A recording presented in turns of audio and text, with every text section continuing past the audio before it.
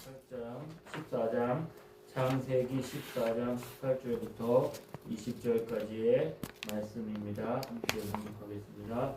살레만 멜기세덱이 떡과 포도주를 가지고 나왔으니 그는 지극히 높으신 하나님의 제사장이었더라. 그가 아브라함에게 축복하여 이르되 천지의 주제이시여 지극히 높으신 하나님이시여 아브라함에게 복을 주옵소서. 너희 대적을 내 손에 붙이신 지극히 높으신 하나님을 찬송할지로다. 하매 아브라함이 그 얻은 것에서 10분의 1을 멜기세덱에게 주었도다.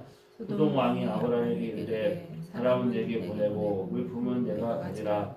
아브라함이 소돔 왕에게 이르되 천지의 주제시여 지극히 높으신 하나님 여호와께 맹세하노니 내 말이 아브라함으로 치부하게 하였다 할까요? 내게 속한 것은 실하루락이라도 들매끈 한 가닥도 내가 가지지 아니하리라. 오직 젊은이들이 먹은 것과 너와 동행한 아넬과 에스볼과 마물의 분깃을 제할지니 그들이 그 분깃을 가질 것이니라. 아멘. 전쟁이 일어나지 않아야 되는데 전쟁이 일어났고 전쟁으로 인해서 많은 사람들이 어려움을 겪고 있습니다. 싸우지 않고 이기는 게 최선이라고 하는데 세상의 전쟁의 소문은 끊이지 않습니다. 전쟁에서는 어떻게 해야 될까요? 전쟁을 피해야 되지만 전쟁이 일어나면 안 되지만 전쟁이 일어났다면 어떻게 해요? 반드시 그 전쟁에서는 승리해야 됩니다. 전쟁에서 패하면 그 패한 것으로 인하여서 감당해야 될 여러 가지 많은 일들이 정말 크죠. 손실이 너무나 큽니다. 전쟁이 일어나지 않아야 되고 전쟁을 피해야 되지만 전쟁이 일어나면 반드시 이겨야 됩니다. 그래서 전쟁을 대비하기도 하고 전쟁을 준비하기도 하고 만반의 준비도 해야 되겠죠. 더 큰 문제는 전쟁이 일어나고 있는데 전쟁이 일어나는지 모르고 있다면 그것은 더 큰 문제가 되겠죠. 이 창세기 14장에는 아브라함이 치르는 두 가지 전쟁의 이야기가 나오고 있습니다. 하나는 외적인 전쟁이고 또 하나는 그의 내면에서 일어나게 되는 전쟁이지요. 약속의 땅에 전쟁이 일어났습니다. 그 당시는 도시 국가였습니다. 여러 도시마다 그 도시를 다스리고 있는 왕이 있었어요. 그런데 그 당시에 그 근동 지방을 지배하고 있었던 가장 큰 권력자는 그돌라 오멜이라는 사람입니다.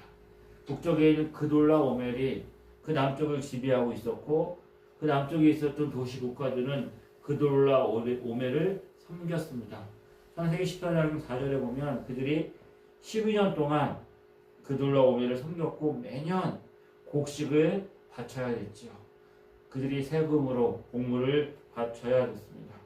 그러다가 이 소돔과 고모라 그 밑에 있었던 롯이 살고 있었던 소돔과 고모라의 왕들이 그돌라 오멜을 배반하고 반기를 드는 거죠. 곡식 바치기를 거부하지 합니다. 그러자 그돌라 오멜이 자신이 동맹을 맺고 있었던 도시 국가들과 연합해서 4개의 국가들이 연합해서 그 아래에 있는 소돔과 고모라를 쳐들어오죠. 곡식을 바치지 않을 때 미리 예상은 했겠지만 그들이 준비가 되어 있지 않았든지 그돌라 오멜이 너무나 강하고 갑자기 내려왔든지 소돔과 고모라가 패하고 맙니다. 그리고 많은 사람들이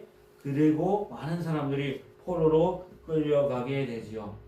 포로로 끌려갈 때 그 소돔의 땅에 살고 있었던 아브라함의 조카 롯도 포로로 끌려가게 되고 그 소식이 아브라함의 귀에 들려오기 시작했습니다. 아브라함도 걱정을 했겠지요. 그들로 오멜이 쳐들어와서 소돔과 고모라와 전쟁이 일어나고 있는데 그 땅에 살고 있는 롯은 어떻게 되었을까? 전쟁에서 소돔과 고모라가 패하고 많은 사람들이 포로로 잡혀가는데 그 중에 자기 조카 롯도 있다는 소식을 들었습니다. 이 전쟁은 아브라함에게 일어난 전쟁이 아니었습니다. 그들라 오멜이 끌고 왔던 연합군은 막강했습니다. 북에서 내려오면서 가는 곳마다 전쟁에서 승리하고 그 전쟁에서 그들이 많은 것을 얻었어요. 그런데 그 도시와 전쟁을 치르면서 아브라함은 건들지 않습니다. 아브라함이 이 전쟁에서 피해 있었어요. 왜냐하면 아브라함은 한 가족을 이끌고 있는 한 가정의 가족이지 그들에게 있어서 아브라함은 그렇게 큰 위협이 되지도 않고 아브라함 눈에 들어오지도 않았을 것입니다. 조카 롯이 잡혀갔다는 이야기를 듣고 아브라함은 자기 집에서 기른 사람들 318명을 끌고 그돌라오메를 추격하기 시작합니다.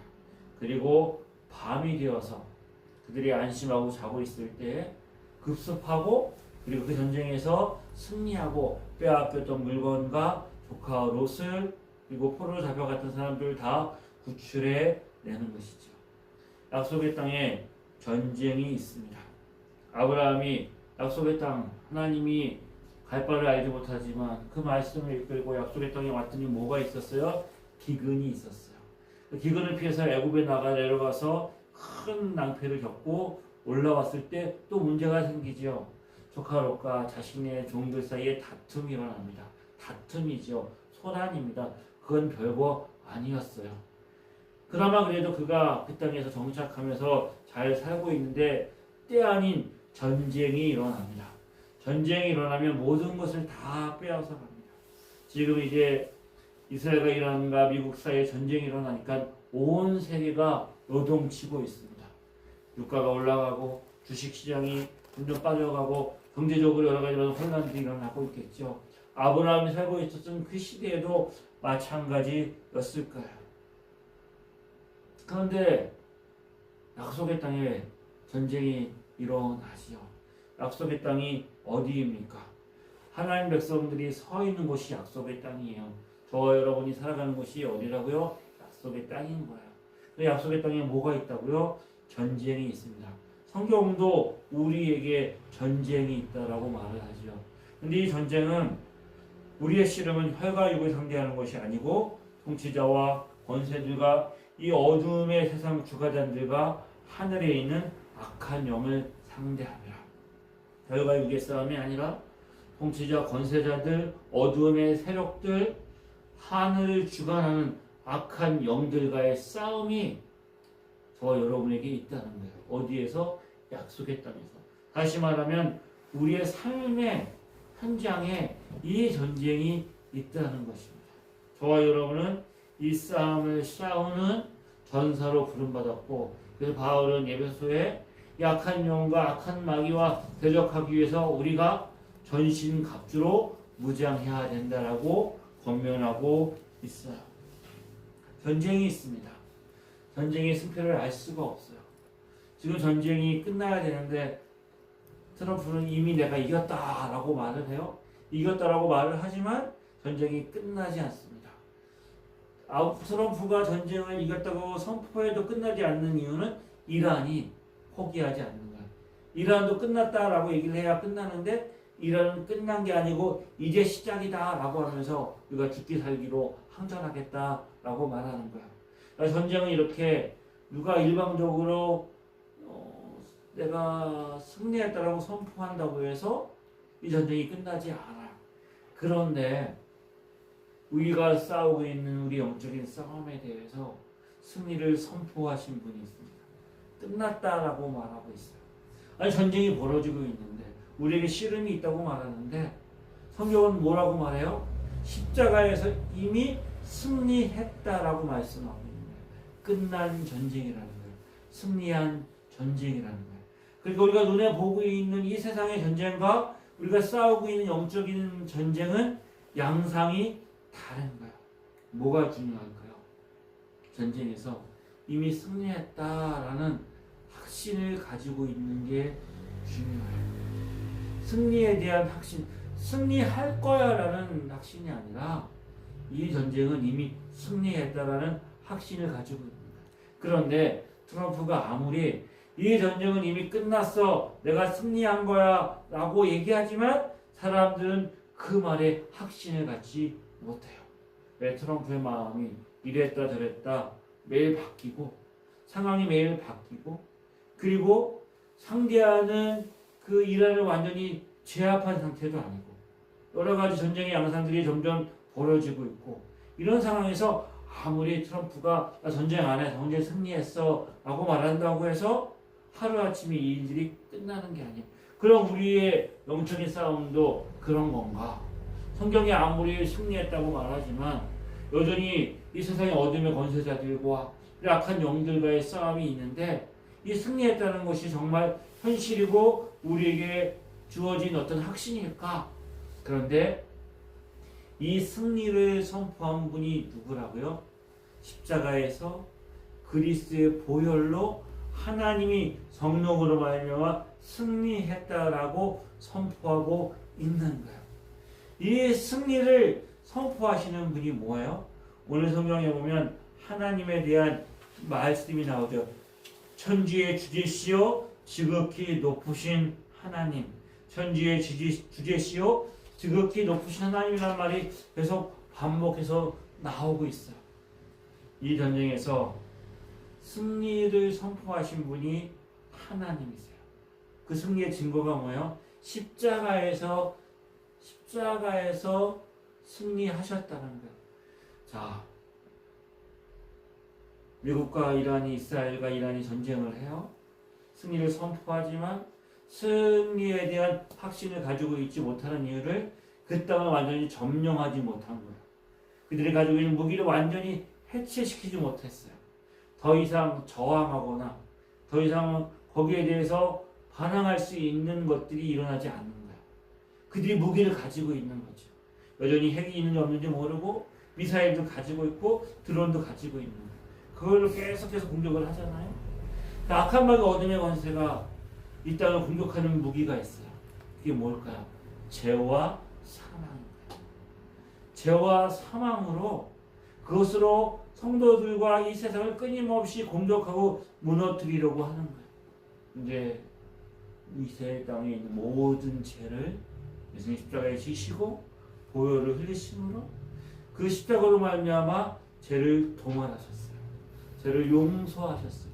그리고 죽음의 권세를 부활하심으로 승리하셨어요. 십자가의 죽음과 부활로 이미 사단과 마귀 권세가 우리를 유혹하고 우리를 결정적으로 넘어뜨릴 수 있는 무기가 우리에게 통하지 않는 거예요. 더 이상 정죄함이 없어요. 죽음이 끝이 아니라 우리에게 영원한 생명의 부활이 약속되어져 있어요. 그 부활에 대한 약속으로 예수님 십자가에서 부활하신 거예요. 그거 더 이상 무기가 통하지 않아요. 우는 사자와 같이 산기대를 찾는다고 말하지만 그 우는 사자와 같이 크게 그냥 그들이 울부짖고 있지만 더 이상 우리를 정죄할 수 없고 우리를 더 이상 죽음과 죄의 고통 가운데서 우리를 영원한 멸망으로 갈 수 있는 그들의 무기가 이미 십자가에서 다 무장해제가 된 거예요. 그러니까 이 승리에 대한 확신은 우리가 분명하게 그 우리 마음속에 가지고 있는 게 뭐예요? 믿음인 거예요. 믿음이에요. 성령이 우리 안에 계시고 내가 지금 당장 죽어도 천국에 갈 수 있다라는 확신, 우리는 결코 망하지 않는다라는 이 확신을 가지고 있는 게 믿음이고 이 확신을 가지고 전쟁에서 우리가 주어진 전쟁에서 싸우는 것과 이 확신이 없이 계속 흔들리고 넘어지고 유혹에 넘어지고 내가 그 믿음에 대한 확신을 가지지 않고 싸우는 것은 너무나 다른 것이죠. 오늘 아브라함이 자기 집에서 기른 용사들을 데리고 조카 롯을 구하러 갑니다. 그 전쟁에 이미 그는 전쟁에서 멀어져 있어요. 전쟁에서 그는 피를 안 묻혀도 돼요. 수고하지 않아도 돼요. 그는 안전해요. 그는 안전하고 그 땅이 이미 전쟁으로 휩쓸려 갔기 때문에 다 황폐화되어지고 무너진 세상이기 때문에 아브라함의 위치가 더 견고해질 수 있을지도 몰라요. 가만히 있으면 지나가는 거예요. 하지만 아브라함은 가만히 있을 수가 없어요. 왜요? 자기 조카 롯이 사로잡혀갔기 때문인 거예요. 조카 롯은 아브라함과 갈라설 때 아브라함을 선택하라고 말하지요. 자기가 보기 좋은 곳을 선택해서 소돔과 고모라로 갔어요. 그 땅은 이미 죄악이 가득하고 하나님의 심판이 목전에 있는 거예요. 아브라함이나 많은 사람들이 잘됐다. 아니 그 뭐 잘됐다기보다도 고통을 당해도 싸다. 그런 선택했으니까 그거 뭐 남 탓할 수 없잖아. 자기가 택한 거니까. 그렇게 말할 수도 있을 거예요. 하지만 아브라함이 전쟁에 들어갈 때 북한 롯을 구하러 갈 때 이 전쟁에서 승리한다는 보장이 없어요. 이긴다는 보장이 없어요. 하지만 뭘 앞뒤 생각하지 않고 이익을 계산하지 않고 자기가 기른 용사들을 데리고 전쟁에 나가서 그 대가를 지불하는 거죠. 왜요? 생명을 걸고 그 전쟁에 뛰어든 이유는 자기 조카 롯을 사랑하기 때문인 것이죠. 이것을 가리켜서 성경은 헤세드, 인자, 조건 없는 자비와 사랑이라고 말하는 거예요. 우리랑 하나님의 사랑도 마찬가지겠죠. 하나님 우리를 위해서 예수 그리스도 땅에 보내셔서 그가 피 흘려 십자가에 죽게 할 이유는 없어요. 죄로 인하여 사망으로 인하여 고통받고 지옥에서 영원한 심판받고 형벌받는 것은 우리예요. 우리가 고통받고 우리가 형벌받고 우리가 아픔을 당하는 거지 하나님이 그렇게 우리 때문에 대가를 지불하고 아파할 이유는 없어요. 하지만 하나님은 저와 여러분을 위해서 예수 그리스도를 이 땅에 보내셨어요. 왜 십자가에서 그 대가를 지불하셨어요. 왜요? 아브라함에게는 뭐만 보였어요? 조카 롯만 보였어요. 자기 대가를 지불하는 거예요. 하나님도 이 죄 많은 세상에서 저와 여러분을 보신 거예요. 저와 여러분만 보였고 우리를 구원하기 위해서 잃어버린 한 마리 양을 찾기 위해서 99마리의 양을 두고 산들을 헤매면서 그 양을 찾고 그 양을 찾아 돌아와서 큰 잔치를 벌이는 목자의 심정처럼 하나님 저와 여러분을 그렇게 사랑하신 것이죠. 우리의 삶에 전쟁이 있어요. 원수도 있고 기근도 있고 그 전쟁에서 때로 넘어지고 실패하고 무너지는 것이 우리의 삶의 현장에 있어요. 우리가 그렇게 연약하고 우리의 삶의 어려움 가운데 우리가 부끄러움 당하지만 하지만 우리는 돌아올 거예요. 시작한 곳으로 돌아올 거예요. 하나님의 품으로 돌아올 거예요. 왜? 하나님이 우리를 위해서 예수님을 보내셔서 그가 십자가에 죽으시고 승리를 얻으신 땅이기 때문이에요. 그 땅에 저와 여러분이 서 있어요. 하나님이 아브라함을 통해서 은혜 주셔서 승리를 거두고 돌아옵니다. 거두고 돌아올 때 그 소식이 많은 사람들에게 전해졌겠죠.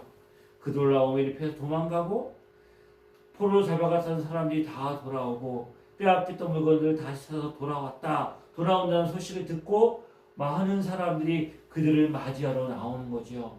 잃었던 재산, 잃어버린 형제와 가족과 친척과 그 사람들을 다 맞이하기 위해서 정말 기쁨과 눈물과 여러 가지 많은 말로 상상할 수 없는 그런 현장이 벌어진 거예요. 모든 것들이 회복되어진 그 자리에서 많은 사람들이 누구를 봤을까요? 누구를 주목했을까요? 전쟁에서 승리하고 돌아온 개선 장군 한 사람 아브라함에게 모든 사람이 집중했을 거예요. 근데 아브라함을 찾아왔던 한 사람이 있습니다. 18절에 보면 살레명 멜기세덱이 떡과 포도를 가지고 나왔는데 그는 지극히 높으신 하나님의 제사장이었더라. 성경에 보면 많은 인물들이 등장하고 정말 그들이 신비롭고 우리가 이해할 수 없는 많은 사람들이 있어요. 그런데 성경에 나오는 많은 사람들 중에서 가장 신비롭고 우리가 이해하기 어려운 사람이 바로 이 창세기 14장에 나오는 살레명 멜기세덱입니다. 이 살레명 멜기세덱을 히브리서의 시편에는 이렇게 소개하고 있어요. 시편 110편에는 여호와는 맹세하고 변치 아니하시리라. 변치 않는 하나님 이르시기를 너는 멜기세덱의 반차를 쫓아 영원한 제사장이다. 그러니까 제사장인데 멜기세덱이 제사장으로 나오잖아요. 그 제사장은 그 반차라는 게 뭐냐면 그 제사장 직분이 계속적으로 승계가 된다는 거예요. 그 핏줄이 있는 거예요. 왕이 핏줄이 있는 것처럼 제사장도 핏줄이 있는 거예요. 구약의 제사장은 누가 온대요? 모세의 자손인 모세의 형인 아론의 반차. 그게 반차인 거예요. 아론의 자손만 제사장이 될 수 있는 거예요. 아론의 피해를 이어받은 사람만. 그런데 살렘 왕은 모세가 태어나기 전에 멜기세덱은 먼저 있었잖아요. 뭘로? 영원한 제사장으로 있었어요. 그러니까 아론의 피를 이어받은 제사장이 아니라 영원한 멜기세덱의 피를 그 반차를 따르는 제사장이 올 것이다. 그가 메시아고 구원자다라고 시편에 예언되어져 있었고, 히브리서 7장에 보면 이 멜기세덱은 살렘 왕이요 지극히 높으신 하나님의 제사장이라 여러 임금을 쳐서 죽이고 돌아오는 아브라함을 만나 복을 빈 자라. 아브라함이 일체의 10분의 1을 그에게 나눠주니라. 그 이름 멜기세덱을 번역하면 의의 왕이요 살렘 왕이요 평강의 왕인데, 그는 아비도 없고 어미도 없고 족보도 없고 시작한 날도 없고 생명의 끝도 없어 하나님의 아들과 방불하여 항상 제사장으로 있느니라. 살렘 왕인데 평강의 왕이고 의의 왕이고, 근데 아비도 없어. 아버지도 없고 엄마도 없고 족보도 없고 시작한 날도 없고 생명의 끝도 없어서 하나님의 아들 누구? 예수 그리스도와 방불한 항상 제사장. 그러니까 이 살렘 왕이라는 분이 정말 그 예루살렘 동네에 그 땅을 다스리고 있었던 왕이고 제사장으로 우리가 봐야 될 건지, 아니면 예수 그리스도가 그 의의 왕으로 구약에 보면 하나님의 아들이 하나님의 사자가 나타나는 일들이 있는데, 그래서 예수 그리스도가 아브라함에게 나타나서 그에게 복을 준 건지, 그 두 가지 해석이 다 가능하잖아요. 하여튼 신비로 중요한 건 뭐가 중요하냐? 아브라함을 만났다는 거예요. 왜 만났어요? 복을 주기 위해 만났다는 거예요. 복을 주십니다. 천지의 주제이신 하나님. 복을 주기 위해 만났어요. 뭘 가지고 왔어요? 또 떡과 포도주. 이 떡과 포도주 하면 우리 뭘 알 수 있어요? 예수님이 그 마지막 6월절에 떡과 포도를 나눠 주시면서 성만찬을 베푸시잖아요. 이 떡은 내가 너를 위해서 찢기는 살이요, 이 포도주는 이 잔은 내가 너를 위해서 흘린 피다 라고 하면서 이것을 너희가 기념하라고 말씀하셨잖아요. 떡과 포도주를 가지고 와서 아브라함을 맞이했던 이 살렘왕. 이 살렘왕을 만난 것이 아브라함이 얼마나 큰 은혜였을까요? 그래서 그거 뭐라고 말을 해요?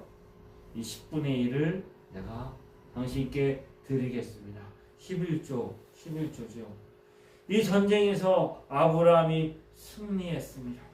이 복을 주셔서 그가 이 복을 받으면서 어떻게 해요? 너희 대적을 내 손에 붙이신 지극히 높으신 하나님을 찬양하라. 사람은 누구나 다 우쭈쭈 하면 좋아하게 돼 있어요. 누구나 칭찬하면 기분이 좋아져요. 자기가 어떤 것을 이루어서 성과를 거두었으면 보상을 받고 싶은 마음이 있어요. 아브라함도 사람인데 왜 그런 마음이 없었겠어요? 그죠? 근데 아브라함이 그 승리하고 돌아왔을 때 살렘왕이 아브라함에 주는 메시지가 뭐예요? 이 대적을 내 손에 붙이신 지극히 높으신 하나님을 찬송해다 라고 말하고 있어요. 먼저 하나님이 아브라함에게 은혜를 주시는 거예요. 인생은 다 똑같습니다. 하나님의 은혜가 아니면 우리가 설 수 없어요. 아브라함이 승리를 거뒀을 때 이 승리에 대한 기쁨이 있지만 그 다음에 찾아오는 게 뭘까요? 사람은 가만 놔두지 않아요. 성공하면 다 앞에서 박수치고 높아주지만 그 다음부터 오는 것은 시기, 질투, 미움, 조그만 잘못이 있으면 꼬투리 잡아서 크게 높여가지고 그 싯을 가대 포장해가지고 어떻게 하면 그 영향력을 빼앗고 그리고 부러워하고 시기하고 질투하는 마음들이 있을 거예요. 아브라함들도 뻔하잖아요. 우리 인생도 마찬가지예요. 우리 인생이 높아지고 우리 인생이 잘 되고 무엇인가 되는 것 같으면 금방 자신을 드러내고 인정받으려고 하는 거예요. 우리가 생각해야 될 것은 하나님이 아브라함을 얼마나 사랑하셨으면 그 전쟁에 승리하고 왔을 때 다른 것도 아니죠. 천사도 아니에요. 살렘 왕 영원한 제사장인 멜기세덱을 보내서 그가 그 하나님의 은혜를 누리며 경험하게 했을까. 얼마나 사랑했을까. 또 하나 우리가 생각해야 될 것은 아브라함이 승리를 거두고 왔을 때 그가 얼마나 큰 위험에 노출되어 있으냐. 선주를 생각하면 넘어질까 조심하라. 아브라함이 얼마나 큰 시험과 유혹과 그가 교만할 수 있는 자리에 서 있습니다. 교만은 패망의 선봉이에요. 하나님이 그 상황에 그 멜기세덱을 보내서 대적을 내게 붙인 하나님을 찬송할지로다 라고 말하면서 아브라함에게 하나님의 은혜를 보여주셨을까. 항상 하나님 우리 가운데 승리를 주시고 우리 사랑하셔서 큰 은혜를 주십니다. 큰 은혜를 주실 뿐만 아니라 동일하게 그 은혜 가운데 우리가 누구인지를 보게 하셔서 우리로 하여금 하나님의 은혜를 기억하게 만드시는 거예요. 그게 뭐예요? 우리가 드려지는 예배고 우리가 삶에서 경건의 삶을 살아가는 하루를 시작하면서 모든 것이 하나님의 은혜인 것을 기억하고 선주를 생각하면 넘어질까 조심하고 그래서 아브라함이 이 시험을 지혜롭게 이 시험을 은혜롭게 통과하지요. 살렘 왕이 뭐라고 말합니까? 박수칩니다. 아브라함을 높입니다. 당신 때문에 살았습니다. 그러니까 당신이 얻은 재물 이거 어차피 전쟁에서 승리한 건 전리품을 가지는 게 그 당시에 규칙이었고 룰이었으니까 당신이 다 가지시죠. 사람만 내게 보내고 재물은 다 당신이 가져가라고 말하지요. 그때 아브라함이 뭐라고 말합니까? 22절 말씀에 보면 아브라함이 소돔 왕에게 이르되 전지의 주제이시오 지극히 높으신 하나님 여호와께 내가 손을 들어 맹세하노니 내 말이 내가 아브라함을 치부하겠다 하여 할까 하여 내게 속한 것은 물론 한실이나 신들매라도 내가 취하지 아니하리라. 아브라함이 하나님 복 주셔서 그 잘되고 번성하게 될 텐데 이제 아브라함이 이제 잘 되면 소돔 왕이 뭐라고 그래 내가 전쟁에서 승리했을 때 내가 그에게 준 것 그거 가지고 가가지고 그것 때문에 잘 된 거야. 나 때문에 잘 된 거야. 그러면서 뭐라고 말하겠어요? 아브라함이 나 때문에 잘 됐는데 그거 모르고 지 잘난 줄 알고 지 때문에 잘난 줄 알고 이렇게 뻥뻥거리고 잘난 척하고 안 되겠다. 손 좀 봐줘야 되겠다. 라고 생각하지 않겠어요? 아브라함이 그 생각을 한 거예요. 왜? 그 전리품이 얼마나 좋은 거였겠어요. 그걸 가지면 얼마나 든든하겠어요. 그걸 가질 권리도 있어요. 소돔 왕이 가지라고 했을 뿐만 아니라 자기가 전쟁에서 빼앗아서 가지고 온 거니까. 그럼에도 불구하고 아브라함은 이 모든 걸 통해서 한 번 더 생각하는 거죠. 내가 가졌다가 소돔 왕이 그렇게 말하면 하나님 영광 가린다. 아브라함이 성숙한 거죠. 아브라함이 믿음으로 그 모든 것들을 신앙의 눈으로 바라본 거죠. 어떻게 아브라함이 그렇게 할 수 있었을까? 두 번째 시험. 그 시험은 그 전쟁은 그의 내면에서 일어나는 전쟁이었어요. 외적인 싸움들, 다른 사람들과의 싸움들, 그것들은 어떻게 보면 우리가 대비하고 잘 준비하면 넘어설 수 있을지 모르지만 내 내면에서 일어나는 유혹들, 내 내면을 흔들어 버리고 있는 그런 욕심과 욕망과 그 끔틀거리고 있는 그 모든 일들, 그 불안함과 두려움을 잠재우려면 그것을 가지고 있어야 되고 그걸 가지고 있음으로 인하여서 내 삶이 평안해질 거야 라고 끊임없이 가지고 있는 그 모든 생각들 어떻게 아브라함이 이것들을 이기고 승리하고 넘어설 수 있었을까요? 그가 소돔 왕을 만나기 전에 먼저 하나님이 그에게 은혜를 주셔서 살렘 멜기세덱을 만났고 그 멜기세덱을 통하여서 하나님이 승리를 주신 것을 기억하고 천지의 주제이시여 그 영원하신 하나님 앞에 그 영광을 돌리고 그 그렇게 믿음 앞에 하나님 앞에 고백하고 자신의 10분의 1을 전쟁을 통해서 얻은 것이 있는 게 아니라 바로 전쟁에서요 승리했어요. 전리품을 취할 수 있어요. 그 자신이 얻은 전리품에서 10분의 1을 띄어서 준 게 아닌 거예요. 왜요? 전쟁에서는 그걸 실현하기도 신들면을 취한 게 없는 거예요. 그 10분의 1을 드렸다는 건 뭐예요? 자신이 가지고 있는 것 중에서 10분의 1을 떼어서 드린 거예요. 그러니까 아브라함이 물질로 보면 어땠어요? 전쟁에서 손해본 거예요. 그렇죠? 전쟁 승리하고 돌아와서 멜기세덱을 만났는데 하나님 은혜를 깨닫고 자신의 것의 10분의 1을 떼어서 드린 거잖아요. 전쟁에서 승리해서 얻은 걸 드린 게 아니에요. 그것은 취한 게 없으니까 어떻게 보면 아브라함은 경제적으로 손해봤어요. 그리고 난 다음에 그 고백을 하고 난 다음에 소돔왕을 만나니까 내가 10분의 1을 드렸으니까 내가 손해봤으니까 그래 이 전리품 취해가지고 내가 내 손해본 거 채우고 더 넘치게 해야 되겠다 그 생각을 했을 법도 한데 아브라함은 그 생각이 들지 않은 거예요. 왜? 내 삶은 누구 손에? 천지의 주제시여 영원하신 지극히 높으신 하나님 손에 있다.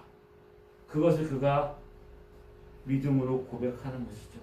참된 축복과 승리가 어디에서 주어지는지 내 삶을 시작하기 전에 무엇인가 중요한 것을 결정하기 전에 내 삶의 성취와 승리가 있을 때 그것이 하나님께로부터 주어진 것들을 알고 이 믿음으로 십자가 앞에 서지 않으면 어느 누구도 우리에게 주어진 싸움에서 승리할 수 없습니다.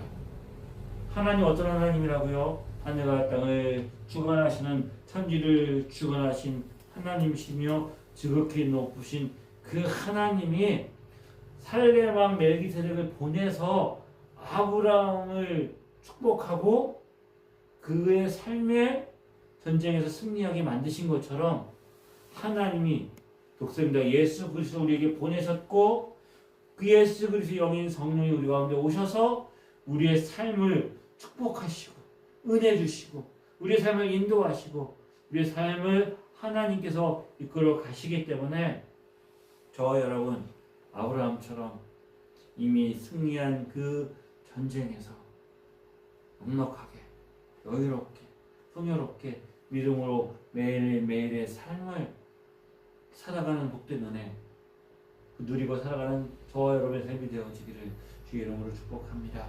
아멘. 참 좋으신 하나님 아버지 우리의 삶에 주어진 모든 현실 속에서 우리가 믿음으로 살게 하여 주옵소서. 아멘. 염려하지 않고 두려워하지 않고 불안하지 않고 확신 가지고 우리가 걸어가야 될 그 길에서 벗어나지 않게 하여 주옵소서. 아멘. 예수님의 이름으로 기도드립니다. 우리 주 예수 그리스도의 은혜와 하나님 아버지의 크신 사랑하심과 성령님의 인도하심이 예수님의 이름으로 승리하며 주의 영광을 위해 살기를 소망하는 주의 자녀들 위해 지금도 영원히 함께 하시기를 간절히 축원하옵나이다. 아멘.